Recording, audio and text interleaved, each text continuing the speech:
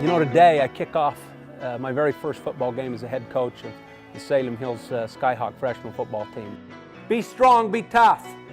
You guys have a chance right now to start your careers here in this organization, this program, on your home field, and you have a shot at winning, controlling the outcome of every single game you play here.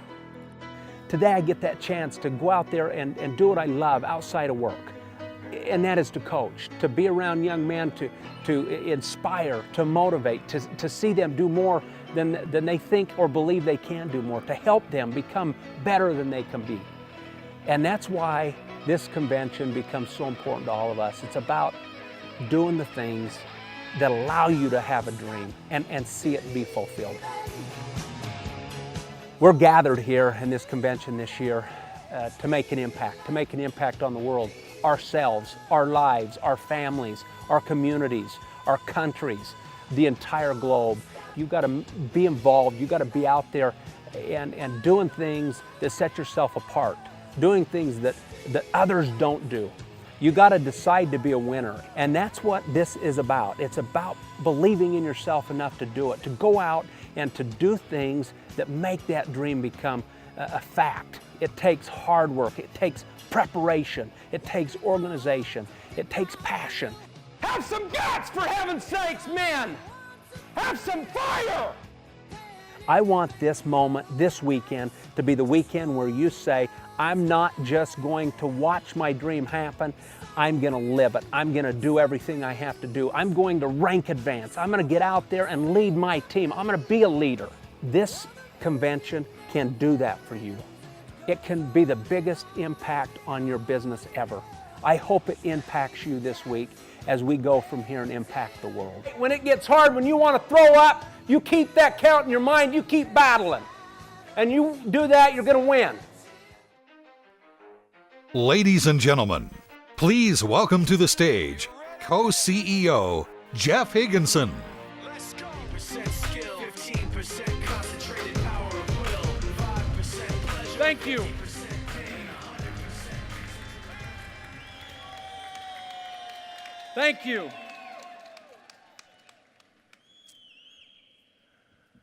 My doctor told me 6 months ago that my health was in dangerous jeopardy. I had been seeing a doctor and all of my tests were bad. Everything was bad. My cholesterol was high. My blood pressure was high. Everything was bad. They'd put me on a medication for sugar diabetes, pre-sugar medication. And I really thought, for the first time in my life, that I could die as I sat there and listened to this doctor. She was a specialist they sent me to find some things out.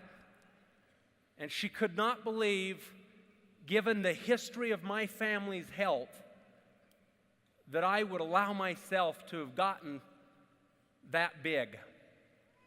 And you know, doctors aren't real bold sometimes, and they're afraid sometimes to tell you that you have to lose weight. And she sat me down and she said, you have to lose weight. Your dad's had open heart surgery. His father died at 45. His father's father died at the same age. Your mother's dad has had 2 open heart surgeries. Your dad's got sugar diabetes. His dad had sugar diabetes.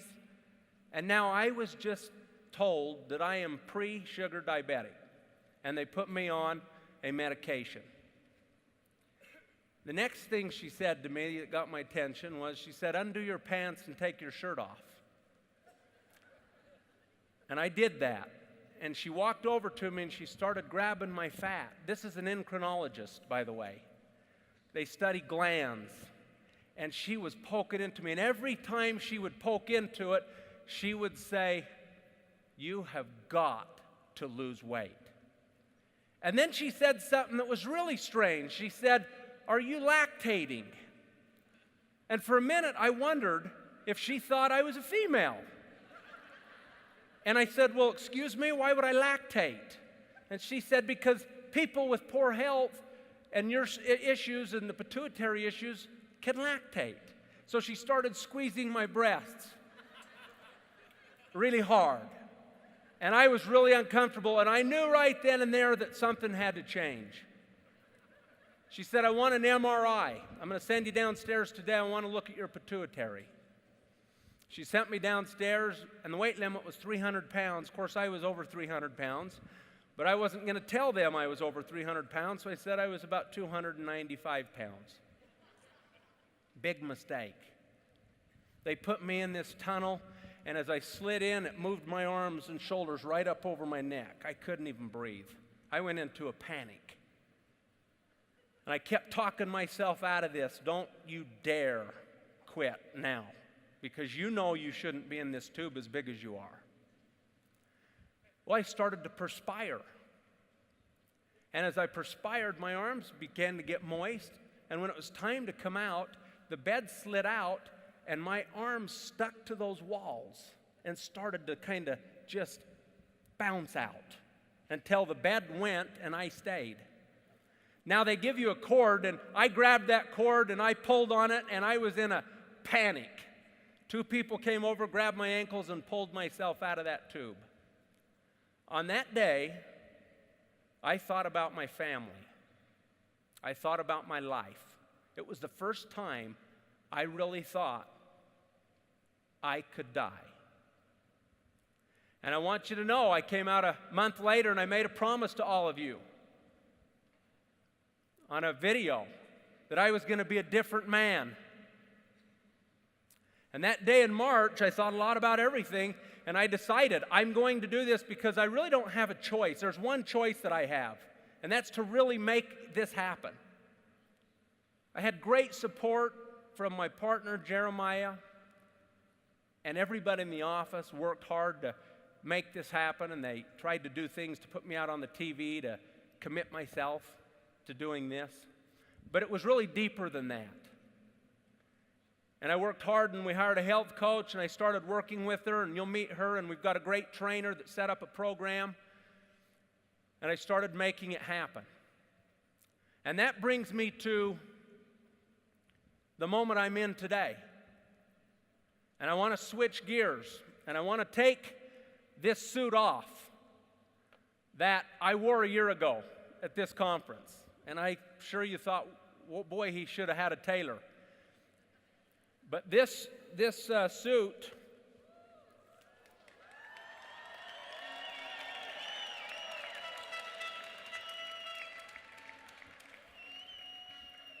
and this belt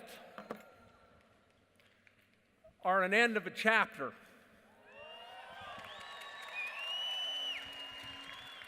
And I also want you to know that if I did not have the Agile Fit Challenge team, as well as Pro, and more Pro, and more Pro, and Green, and all sorts of great products, it couldn't have happened. But this pair of pants right here, folks,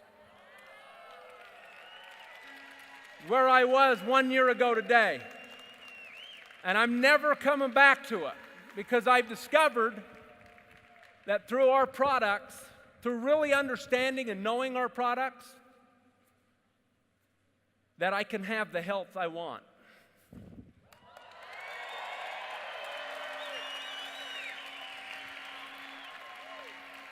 And by the way, I'm not done. When you see me in Hawaii in 2 months, I might be in a little tight swimming suit. I just haven't decided yet. But I want to make a transformation from that to now what I want to talk about today, and that's coaching and what I love to do. And I wanted to wear this coaching gear to come out and talk to you from my heart about things that I think are important in winning, and things I teach my teams all the time. And the principles are the same. They're the same in life and in business. They're the same in everything we do. Some of my football players are here today, and they could attest that that first locker room conversation wasn't really good. I will tell you something. We were 33-0 at halftime. We were losing. I told them I wouldn't want to go to school in the morning. I was so embarrassed. We'd thrown interceptions, turned the ball over, fumbled kickoffs. It was a circus. The second half, we came out and won that half. We haven't lost a game ever since. We just won the region championship. That wasn't because of me, but it was because a group of young men decided they could become something greater. They could become something more. When that doctor said what she said to me that day, it impacted my life forever. I'm a different person today because of it. I want you to know something. There's a few things I believe in that I was taught when I was young that I think are important. You have to have a vision to succeed. The biggest secret in life, a vision to succeed. If there's a vision, then there can become a way. There's a vision. We declared that 1 year ago. 1 year ago, we said we were going to begin to fill this arena until the year 2020. We had a real small crowd in attendance a year ago. Because you believed, because you went out and said, I'm going to make it happen, we were able to over double our attendance at this year's convention. We also said that we were going to be a company to reach 1 million product consumers. I'm going to tell you something about products. I've never been so product driven in my life than I am right now. I've been taking this new product for the last 4 months. The research, the amount of blood that I've donated, the tests that have come out of this product, everything that I've seen this product do, I am different because of it. It has got so much research behind it. There have been so many studies. When this product launches at the end of this session, we will have launched a signature product in Agile's history. I promise you there will be companies that start companies based on this product alone. The first in the world to launch this product. And by the way, we're not just launching one, we're launching two. That's how we're going to get to 1 million product consumers. So vision is important. And then, from there, we have to have passion. We've got to be excited. We've got to wake up every single day and we've got to decide what we're going to do to be successful. You know what? Some of you have come in here a little battered, a little beaten up. You've had some issues for the past year. Some of you might have had them in countries. Some of you have had challenges, struggles, but you found a way to purchase a plane ticket, go through the visa process, and try and come to America. You know what? You're here, and that says something about you and your ability to win. And people are looking at you because you're here. You got to remember something, that if you're passionate about what we're doing,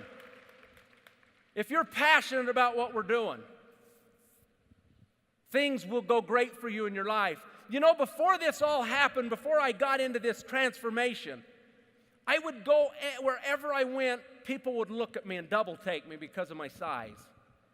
They didn't know my heart, and they didn't know I was a kind guy, but because I was big, it was an issue. I remember airplanes were the worst. I mean, I would get on an airplane, and people would go, please don't let him sit next to me. And I thought, only if they knew if they got me to sit by him, they would have a fun time. But they looked at me like that. I want to show you a picture. I'm going to show you a picture on the slides up here, and hopefully this will work out. That's me on an airplane, okay? Here's where passion comes in just a minute. You see how many seats I feel right there? Now, I'm on an Asian airplane coming out of Southeast Asia. And they're lining up in the back, and they've put me in the front just to not cause trouble. But I'm taking 2 seats up there. The next trip that I left America to, I went over to Europe, and I got on another plane. I'm going to show you what happened to me. You see that armrest? That's my hip. Oh, that's upside down. I got that turned around. That's right. That's my hip. I sat down in that chair and snapped the armrest into the other man's hip. Now, if you can imagine how embarrassing that was. I was on one of those airplanes flying into Spain, and just before takeoff, just snapped. And the guy next to me was so kind, but he couldn't stop laughing. He couldn't stop laughing that this had just happened. And I was getting agitated because the flight attendant was saying, I don't think we can fly. I think we're going to have, and I'm causing this scene, and people have got places to go. Passion became something in my life that had to happen. I also saw passion when I see certain things, when you see certain things, logos and brands, things that make you excited. We all have our favorite teams. We all have our favorite companies we like to shop with. Ferrari. Everybody sees Coke. They have a feeling about it. People have these feelings. When I see that star as a Dallas Cowboy, I get excited. People get passionate over being a Democrat or a Republican. They get passionate about what company they work for, which car they drive. When you see logos, you see the power of passion really come out. And then you see other companies' logos. And people become passionate about their logos. And I looked at all those logos, and I couldn't find a single thing there to be passionate about at all. Nothing. But when our logo appears and it pops out there, it starts to get exciting. And you got to now have intensity. Now that you've got passion, you've got to have intensity. What does it mean? What does it mean to have intensity? It means that you're going to do everything you can, that you're focused, you're poised, you're ready to go. You've got to go out and enroll. I'm going to enroll. I'm going to be intense in this business. This is what makes people successful. They speak with passion. They have an intensity in them. People look at them and know they're going somewhere. You've got to be intense about this business. Do you know what we have? I'm telling you, there's no company, this concept, even in its darkest hour, I never doubted for a minute the grandness of this concept, of what we have, of these products. Nobody else has this. None of those companies I just showed has this. They've got great stories, and I'm glad for them, and they're in our profession. I respect them. But you know what? It's about intensity and passion and competing. And thirdly, you got to have urgency. You got to have urgency. You know, urgency is so important in the business. I go to places all around the world. I go into your meetings and I sense the urgency. I see people bring prospects in. I see how they treat them. There is a level of urgency for those that are successful. There's only one thing that has to happen with this company right now, from your perspective. One thing. And that is you go out after this weekend and you enroll like you've never enrolled before. And I don't care if you've already enrolled 100, you go enroll again and again and again, because if you do that, that separates you from being average and you become great, because you find people in the business that you give dreams to. And when it becomes about people and it becomes about others and it's not about I, and it's about the people that you're trying to succeed with, that's when the magic of success comes. When you put yourself away for a minute and it's about everybody else, that's when this business becomes magical. I hope that as you leave this weekend, you can have a greater cause than yourself. That you can become more by doing more and giving more. And if you do that, that is a recipe for victory. I tell my football team all the time, if there's one thing you do today, you get the back of your brother next to you. And you fight for him until that whistle blows. And if you do that, and every guy in this room does that, and you fight for your guy, we will be unstoppable. And that's a fact. And lastly, you've got to work. You see my shirt, some wish for it, we work for it. I bought a few of these, I've got up there, and that's the theme of what I'm about right now in my life. I used to sit back and wish for it as I'd have myself a Twinkie. I would think about how good I'd look when I was over having a big, nice lunch, watching people swim and thinking, gosh, it'd be nice to be able to go get in that pool. You know how miserable it is to not dare go and swim or go out and do something fun because you can't because you're too big, or you at least feel you're too big? I felt that way for a long time. When my doctor told me to do something this time, I listened. And I worked for it. And I worked hard for it. And I told you that I would be half the man. I'm not quite half the man, but I'm getting there. And you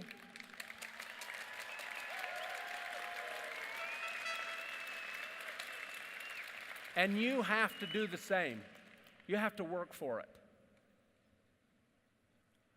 I so wish you could hear and understand my heart and mind right now when I say this, that without hard work, without urgency and intensity and passion, you have a vision, you know the vision. Without those things, it'll never happen. If you looked in the mirror right now and you examined your last 5 years and you didn't like where you were going, you didn't like the direction, unless you made a change, a significant change, your next 5 years will look the same as you feel today. You know, it's a proven fact in every country in the world that 98% of people, the population, are chasing and running for money. They're running for it. They're broke and running for money. They're in debt. They're running for the paycheck. Any chance they can get a paycheck, they run for. And 2%, it's interesting, and that 2% exists everywhere. Live a different life because it's not about them. It's about doing greater things. They have left legacies. They have started businesses. They have built things in their life. They have started charities. They've been in position to help people. Life's about so much more. But yet, for some reason, we put ourselves in a category and we think that's okay. We think that's where we're going to belong and stay. My dad taught me how to work. My dad taught me at an early age how to work hard. I remember growing up, and you know I've got 4 brothers, there's 5 of us. Every day it was about work, something different.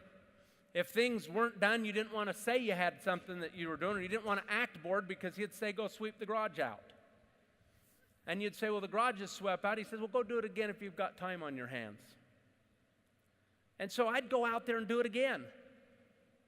Crazy as that sounds.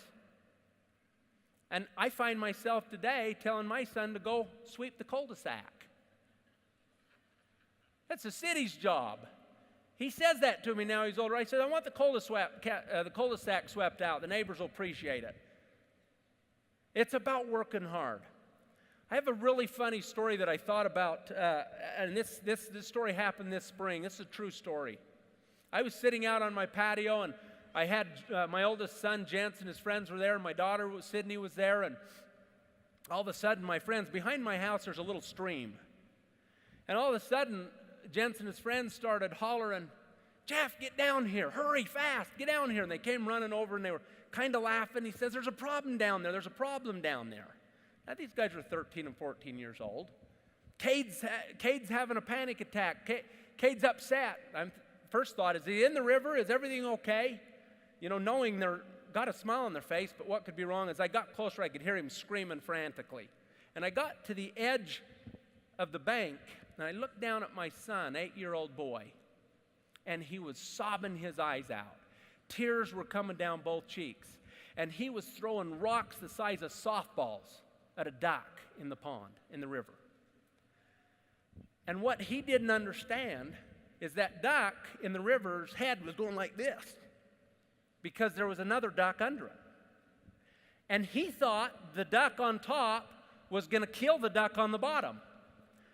And the kids that were older didn't know how to explain that to him. And so he's throwing rocks and hitting these animals because he's thinking he's saving one of their lives. And it was at that moment too, and I remember thinking, this is exactly why they're laughing, because this is why I teach this. The kid was so passionate about this that he was crazy. Urgency was out of the question. It had left urgency and was forward urgency, throwing things and doing things. And this poor duck was just, doing what it does in nature, right? Doing what it does in nature. He was working as hard as he could to get that, and I had to kneel down and I said, this is how ducks hug each other. This is how they kiss a little bit. And I sat there and I thought, this is how we are as people. And I looked at the different age categories. From the 8-year-old to the 14-year-old who giggled but didn't know what to say, to the adult, to life. To life and its passion. You guys, we're going to do something special. We're going to do something great. We're going to do something very extraordinary in a few days. When your planes start arriving in your countries and cities, there's going to be something happen that you will notice in the back office. You will see volume going. You will see things happening. You will see people enrolling. You will see people rank advancing. Because just like that doctor again told me to change and impacted my life, we as a company had to change. We had to change dramatically, and we've changed. And we're prepared to bring the greatest product launch out in the history of our company, and arguably in the DSA ever in our profession. There is no product like this that will be coming out.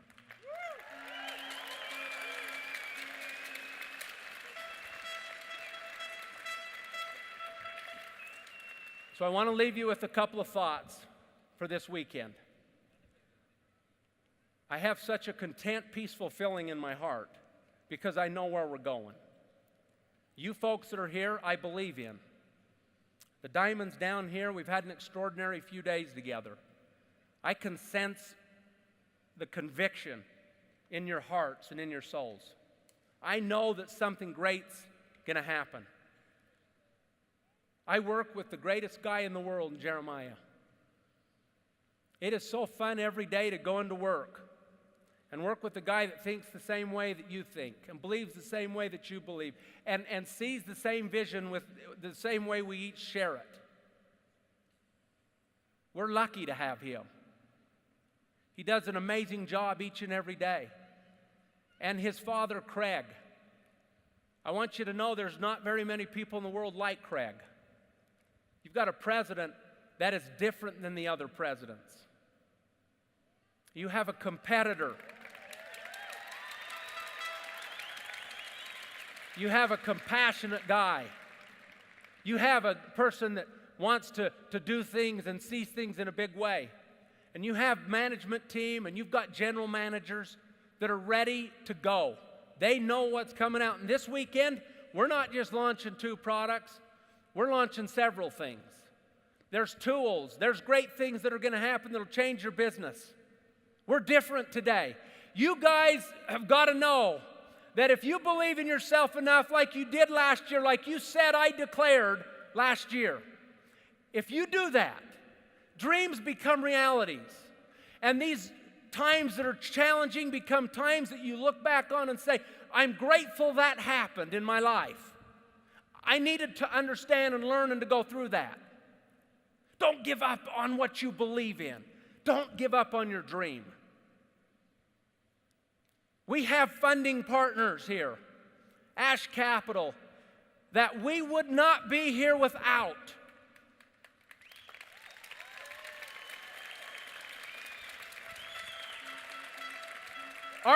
Our company is in good shape. It's in the best shape that it's ever been in today because of you. You're at the right place, and it's our time. And it's our time to go out, and I say, Zango who? Montevi who? Visalis who? Yippee-ki-yay! Who cares? I'm so tired of seeing that swagger moving down the line. I'm in a real company with real people doing real things every day. You guys have what it takes. Fight like you've never fought before. Go out there and enroll people. Go out there and rank advance. Go out there and be champions. Believe in yourself and fight for something. And fight most of all for your people. And if you do, your experience in 18 months when we come back here will never be the same. God bless, and thank you from the bottom of our hearts for being here.